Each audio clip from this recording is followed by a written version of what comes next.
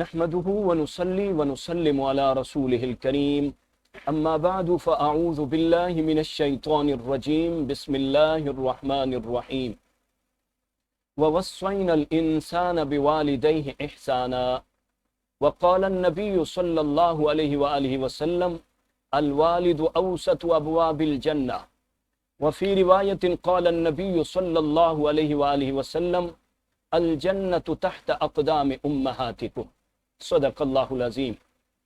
ناظرین کرام، آج کا ہمارا موضوع والدین کی شان ہے۔ والدین کا کیا مقام ہے، والدین کی کیا شان ہے، والدین کا کیا مرتبہ ہے، اس حوالے سے ہم گفتگو کریں گے۔ محبت سے آپ لوگ سماعت فرمائیں، انشاءاللہ آپ کو اس کا فائدہ ہوگا۔ اللہ رب العالمین نے قرآن کریم کے اندر والدین کی شان کو بیان کیا۔ ارشاد فرمایا وَوَصَّيْنَا الْإِنسَانَ بِوَالِدَيْهِ إِحْسَانًا، کہ ہم نے انسان کو وصیت کی کہ وہ اپنے والدین کے ساتھ بھلائی کرے۔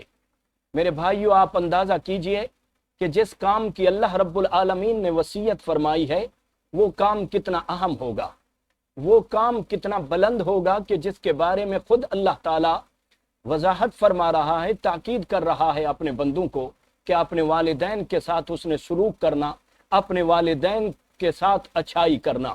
آقا علیہ السلام کے غلاموں، تو والدین کے ساتھ نیکی کرنا یہ اللہ رب العالمین کا خصوصی حکم ہے، خصوصی آرڈر ہے۔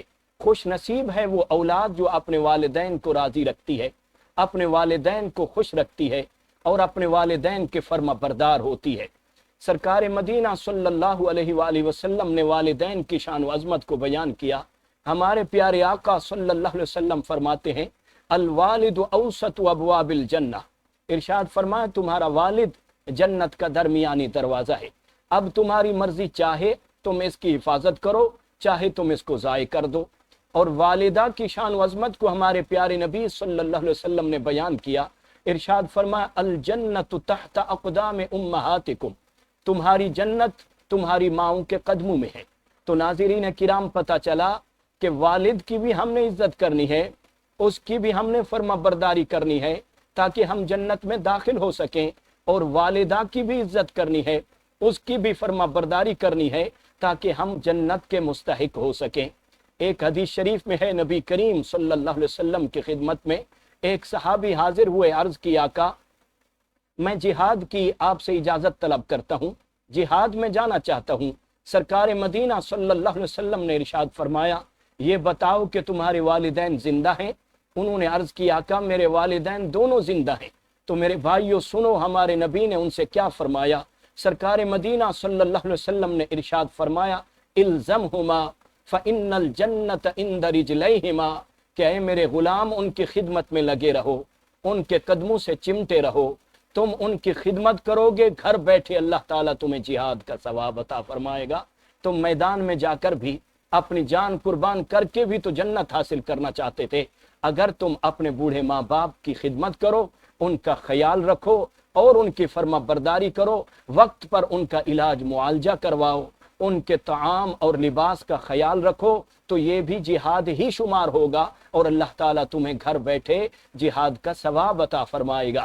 سرکار مدینہ صلی اللہ علیہ وآلہ وسلم کے غلاموں، ایک اور صحابی نے نبی کریم صلی اللہ علیہ وسلم کی خدمت میں عرض کی کہ آقا میں نے 7 حج اپنی ماں کو کندھوں پر اٹھا کر میں نے کروائے ہیں، کیا میں نے اپنی ماں کا حق ادا کر دیا؟